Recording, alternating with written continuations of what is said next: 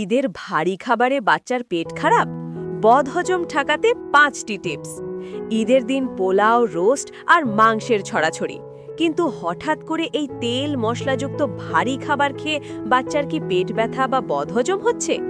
ঈদের আনন্দে বাচ্চার স্বাস্থ্য ঠিক রাখতে আজই এই 5টি টিপস জেনে নিন। 1. জোর করে খাওয়াবেন না। বড়দের মতো 1 প্লেট পোলাও বা রোস্ট বাচ্চাকে জোর করে খাওয়াবেন না। তাদের পাকস্থলী খুব ছোট, তাই অল্প অল্প করে কয়েকবারে খাবার দিন। 2. মশলা ও তেল এড়িয়ে চলুন। মাংস বা রোস্ট দেবার সময় ওপরের অতিরিক্ত তেল বা ঝোলটুকু চামচ দিয়ে সরিয়ে শুধু ভেতরের নরম মাংসটুকু দিন। 3. কোল্ড ড্রিঙ্কস একদম নয়। ভারী খাবারের পর মেহমানদের সাথে বাচ্চাকেও কি কোল্ড ড্রিঙ্কস দিচ্ছেন? এর গ্যাসে বাচ্চার পেট আরও ফেপে যায়। এর বদলে ঘরে তৈরি লেবুর শরবত বা ডাবের পানি দিন। 4. ফাইবার যুক্ত করুন। খাবারের সাথে শসা, গাজর বা পেঁপের টুকরো দিন।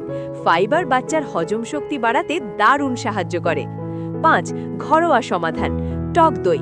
এর পরেও যদি পেট ফেঁপে যায় বা ব্যথা করে, তবে একটু আদা কুচি বা 1 চামচ টক দই দিন। টক দইয়ের গুড ব্যাকটেরিয়া বাচ্চার পেট খুব দ্রুত ঠান্ডা করে দেয়।